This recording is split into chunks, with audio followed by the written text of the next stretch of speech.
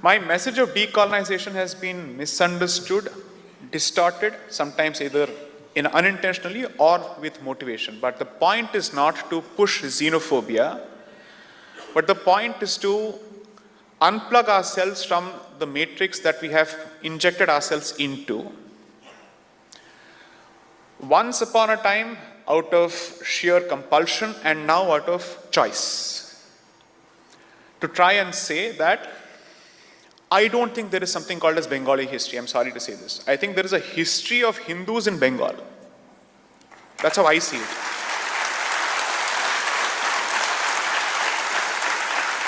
And I don't say this for brownie points before this audience. In the 400 and odd lectures that I've delivered since September 2016, which started at the Press Club of India, I don't think I've ever made a regional statement ever. And that is because I have lived across different parts of Bharat. You can do a fact check on this. You will not be able to prove me wrong on this. I rarely get my facts wrong.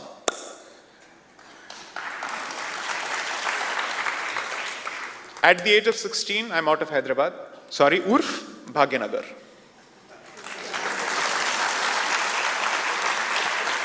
The next 4 years are spent in the heartland of Dravidianism, Coimbatore, doing engineering from 2002 to 2006. 11th of July 2009, I set foot in Indraprastha.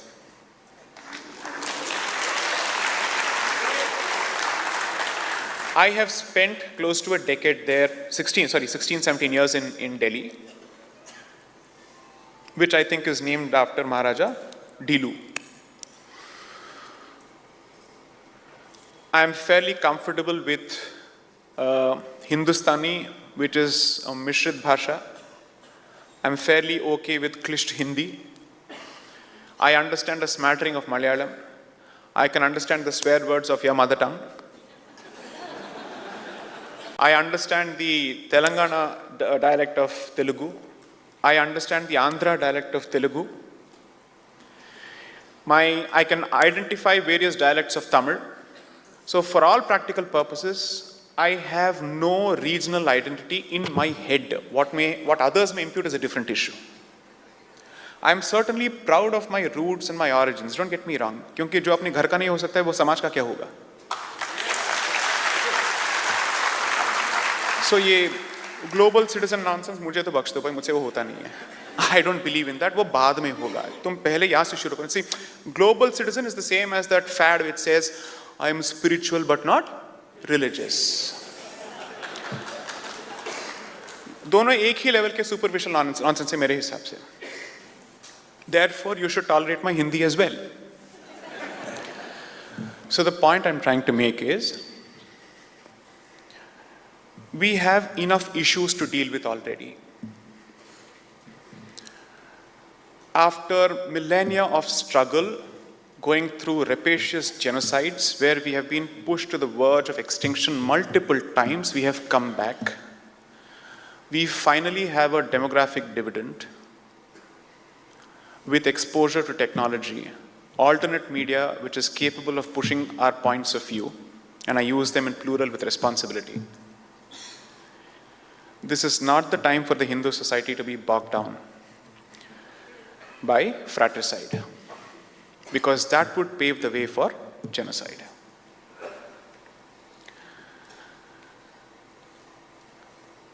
One of the reasons that I started off by discussing the history of Hindutva in Bharat, in Bengal, in the 19th century, is not because something is approaching, because I'm unconcerned with it. Because I care only for Hindu survival. That is my bottom line at all points of time.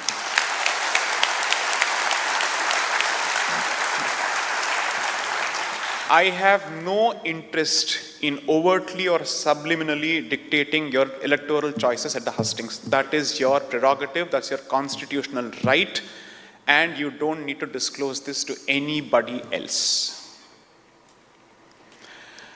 The attempt here is to convey to the rest of the world, especially those who write off two categories of Hindus, Bengali Hindus and Kerala Hindus. Don't make that mistake. Please don't do that. That is wrong.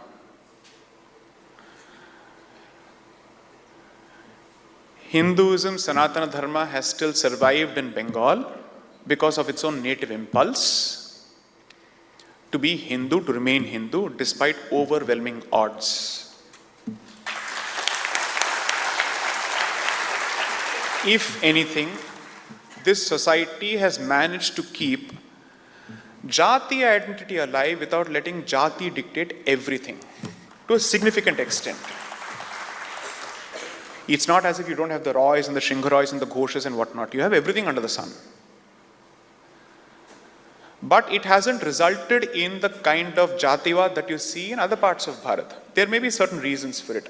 Maybe someday I'll understand it better. I'm not going to hold forth as if I'm an expert on your internal history at this point. Sorry, your history at this point from a non-Bengali perspective. And the reason why I say that is, there is something that you've done. I don't wish to give communism the benefit for it. I don't think it is the product of communism. Nor do I think it is the product of certain social movements, starting with the Brahmo movement as well. I don't think that's the case. There is a decent chance that you represent the fundamental state of a Hindu society as it is meant to be understood if it were not to be influenced by the colonizer's influence. I think that is who you are. And perhaps that's who all of us have been, until we decided to bring in atrocity literature, which has no basis whatsoever, to paint 2,000 years of history, 5,000 years of history. Where is the basis? What is the evidence? But let me take you to a slightly different aspect before I come back to Bengal. I'm sure most people who've congregated here are following to some extent what is happening with America, Epstein files, so on and so forth. I'm constantly reading it, and the one thing that emerges through that entire experience is, you should thank your gods that your spirituality is still alive. You should seriously thank your gods that your faith in metaphysics is still alive. Because the big picture that's emanating from that entire scene that meets the eye is that you have a bunch of super elites where the rich and the powerful congregate. They choose to deprive you of your fundamental cultural and religious moorings, make you dependent on them, which is corporations and politics. And this comes from a hardcore non-communist. I don't have a problem with wealth creation. Please don't get me wrong. And ultimately, that society where every individual has been atomized to the core is left with no survival mechanisms or devices to protect his mind space. And that mind space has become the battleground for all and sundry. From pharmaceutical corporations to social media organizations to politicians, to the extent you don't know what is fact and what is fiction anymore. And a society which has gained material prosperity is hurtling down the path of dystopia. Because artha, kama is done, but what is not there is dharma and moksha. Those guardrails are completely absent. So it's easy picking for anyone who knows how to control the minds. And that's what the Western society has become. As a Hindu, as a practicing Sanatani, I don't suffer even a scintilla of schadenfreude, which is I don't take vicarious pleasure in somebody else's suffering. I don't. Whoever it may be. I'm just saying that the trial and error process of the West is complete, and you can see what the end result looks like while you're still growing. That picture is not unique to this side of the Atlantic. Europe is no better. I think in 21 or 22, in one of my conversations with this good friend, Arihant Pavaria, as part of his podcast, Vad, I specifically said that the one part of Europe which will be relatively untouched by this deluge of materialism would be the eastern part, would be the Polands of the world, the Russias of the world, basically because for good or bad, the Orthodox Church is still alive. And therefore, it sets a benchmark for human behavior and says, thus far and no further. Have some red lines, some bright lines that you will not cross, either in individual life or politics or social life. If there is no Lakshman Rekha whatsoever, then where does this go? It's a free-for-all, a laissez-faire approach to values, so to speak, and then this is the end goal. Everything goes is the name of progressivism. I'm sorry, I don't subscribe to that nonsense, because it basically operates without a sense of responsibility, with no conscience, and is certainly incompatible with Sanatana Dharma, because we believe in karma. Every action has to have some consequence, good or bad. So, I am not here to tell you stop using technology. I have never made any of those Luddite suggestions ever. I'm only saying your interest in Bharat's culture should not be limited to its political history, because the ripple effect is into society and then consciousness, metaphysics.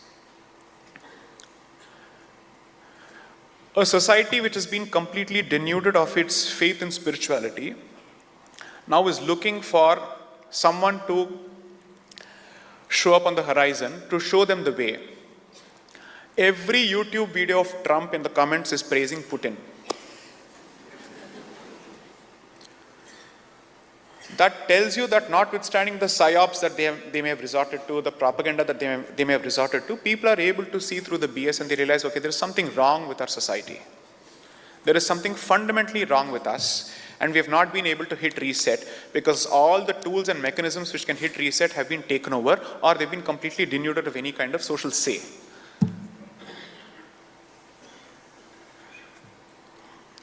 My look at Bharat's history, or any part of it, or any region or cross-section of it, is not meant to be an archival study. I'm just saying, so recently I've been described as someone who's constantly going around with the hammer of decolonization looking for a nail. Which is to say that you're only presenting the problem statement, but where is the solution? I'm saying some of the solutions which lie in the past are not palatable to you. And those solutions which you can even perhaps adapt, morph, apply to your current circumstances, there is a mental barrier in the audience. Therefore, I need to unplug the audience from the matrix that it has been pushed into before it can start seeing the value of those solutions.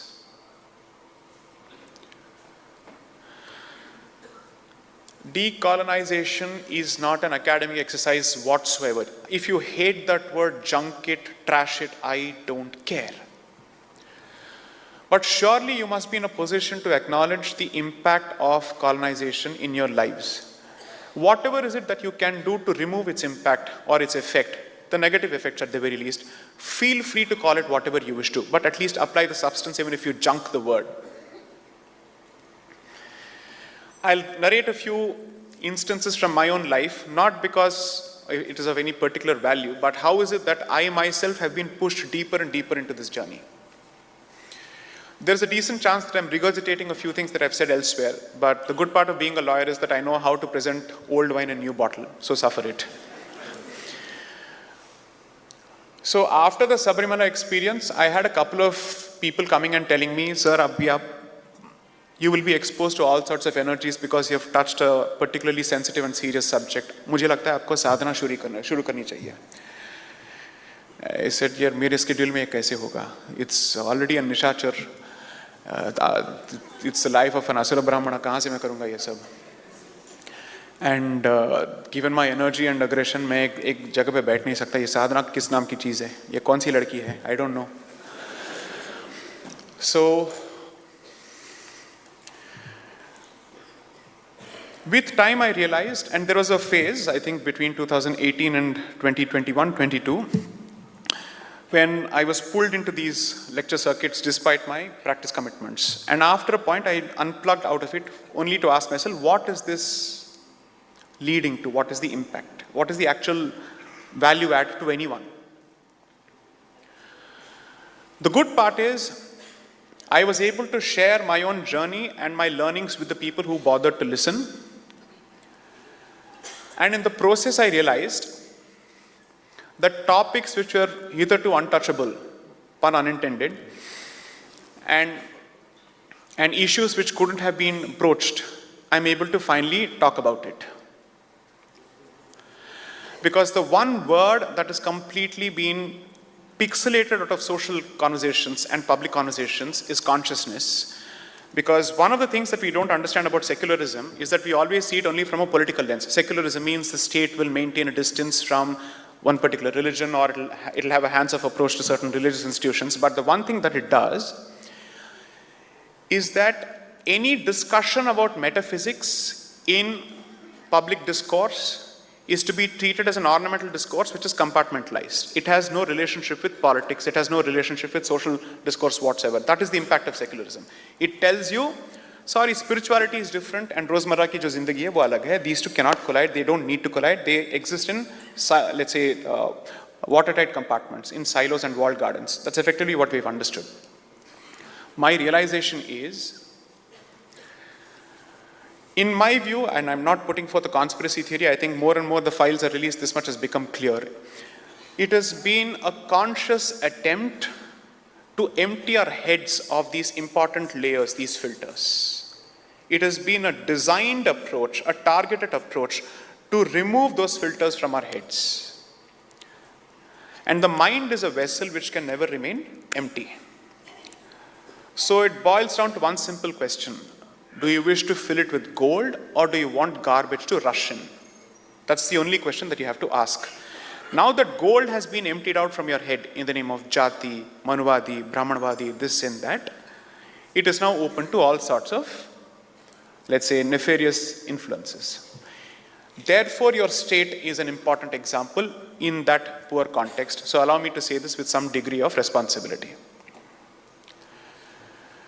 The social movements and the religious movements, or the reform movements of the 19th century, had two impacts. First, it told you ritual was not necessary, plus it was bad, and ritual is equal to superstition. That was the first wave which changed Bengali Hindu consciousness. The second wave said, anyone who holds the power over ritual, or who teaches you ritual, is wielding a tool of social oppression and exploitation. Therefore, those who could actually give you some kind of guidance were removed from the equation altogether because they had been villainized, as opposed to being celebrated, valorized, encouraged, whichever way you see it. And I'm not referring to one particular Varna or Jati. I'm just talking of those people who were in a position to offer cultural, spiritual, and thought leadership to Hindus. Then the third wave said, we are in this daridra condition because of our polytheism and because of our diversity. Therefore, let us now prove the worth of the religion of our ancestors on the anvils of the colonizers' religion. Therefore, let us also show we are also no different from monotheistic faiths. And then started an attempt to recraft Sanatana Dharma on monotheistic lines. A polytheistic tradition is then force-fit into a monotheistic tradition without realizing we follow both monotheism in consciousness and polytheism in expression. That is what we do. Ultimately, it may be Brahman, and then you have Devatas. So that layer effectively decides that, you know what, how do I make my religion cool for the West or acceptable to the West, as if we have a duty to do that. You take it or leave it, I don't care. That degree of shamelessness does not exist. So that attempt led to what I call massive infusion of Protestantism into Hindu thought, wherein you're looking for villains in all priestly positions. I'm sure everybody suffers from human frailty. But is that proof of systemic failure? I don't know. Because I can't think of a single system where you can't find one person or a group of people who have failed the system or have not been able to live up to the standards of the system. That shows nothing. Second, once this is done, it sets the tone for saying, ritual is superstition, this is oppression, therefore I reject it. Okay, what are you replacing it with? What exactly are you replacing it with? In my view, that created the most fertile ground possible for communism.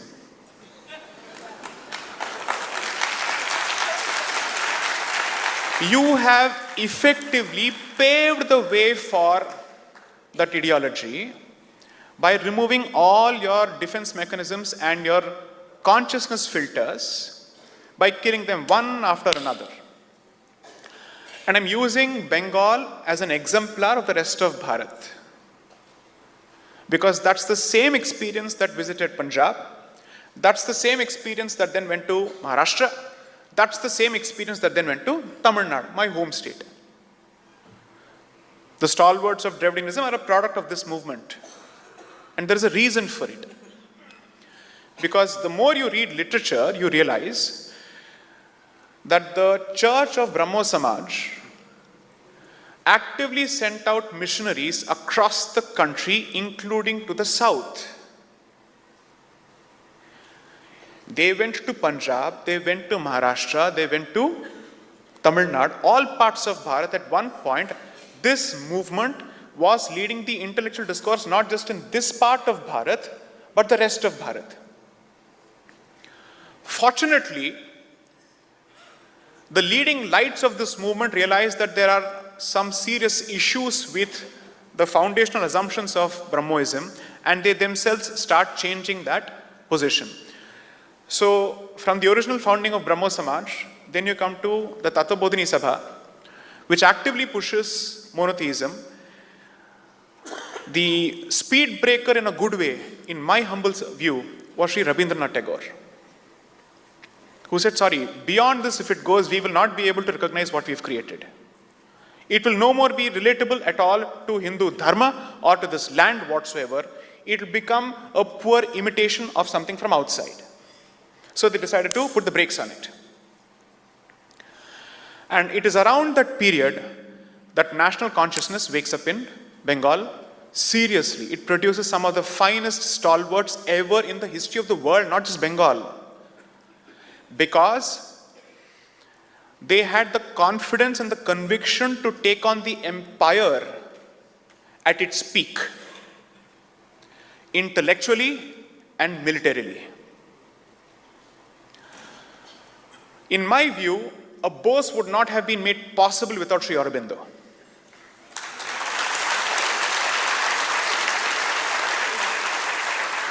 They may not be Samkalin, they may have spoken, they may not have spoken, but the ambience and the atmospherics that was created or were created made it possible for someone else to take the torch from there on, take the baton from there on, and move forward. The more you read, you'll also realize that there is a serious umbilical cord that connects the Brahmo Samaj and the founder of Arya Samaj. They met, they were talking, and then you'll ask yourself, okay, is there a common pattern of thought that is going through this entire dhara across the country?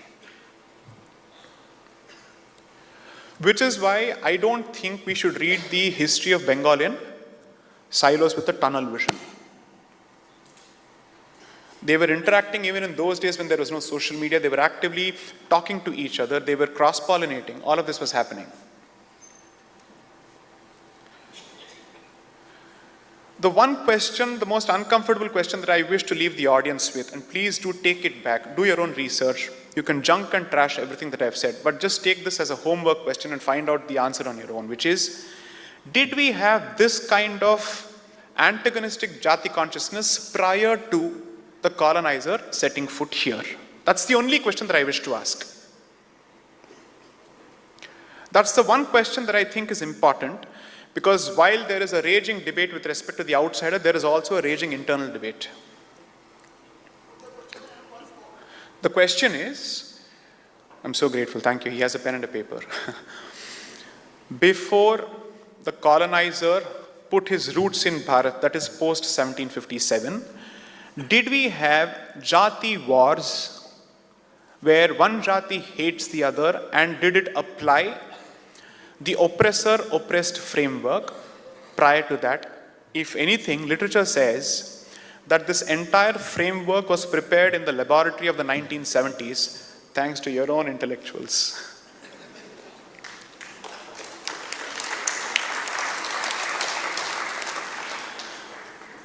You have given the problem. I'm happy to submit that you have the antidote as well to that problem. There is a wonderful book written on the history of Brahmo Samaj by this gentleman called David Kopf, Kopf. That book is a wonderful resource to understand the psychology and the backgrounds of the leaders of Brahmo Samaj. So, some of the leading works on the Brahmo Samaj, according to me, Sophia Dobson Collett, among the earliest biographers of Brahmo Samaj, who had seen Raja Ram Mohan Roy in action at a church, I think at a Unitarian church in England, as a young girl. Her work she hands over to Shivanath Shastri, who subsequently becomes one of the leaders of the Sadharan Brahmo Samaj, along with, I think, Devendranath Tagore, or maybe Keshav Chandra Sen, I don't know, one of these two. His work is the next book that you have to read. But all of them were writing as insiders to the movement, as people with a skin in the game, as stakeholders to that entire worldview. David Kopf writes this book in the 80s, 1980s. And he says, and the best part is he reads translations from Bengali libraries. He pulls out material that was not previously available. He pulls it all out and he says, my sense is this was a confused lot, which was suffering from, in his own words, a psychological problem of identity confusion, because they had one foot outside and one foot inside. So his entire question was, how do I make sense of these people who were coming from the Kulian Brahmin families, who were coming from hardcore Vaishnavite families, and how do I make sense of their love for Unitarian Christianity? What explains this? And why would they want to recraft and remold their own faith in the mold of the other, especially in the mold of the religion of the colonizer? Why would they do this? You can read the book, but in my view, the introduction of the preface to the book contains about 3 or 4 scintillating, incisive and educative paragraphs where he does a brilliant analysis of what he thought was driving them. Read that. Please do read that. And this book is commonly available on most pirated websites. So you should be able to read it. Comes from an IP lawyer, I understand, but whatever works.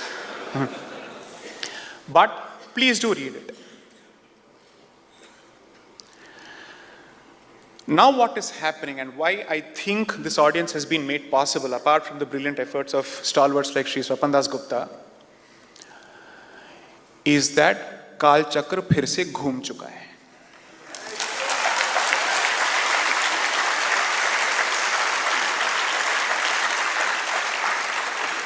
Bengal, as much as the rest of Bharat, is ready for ancient wisdom and its contemporary relevance.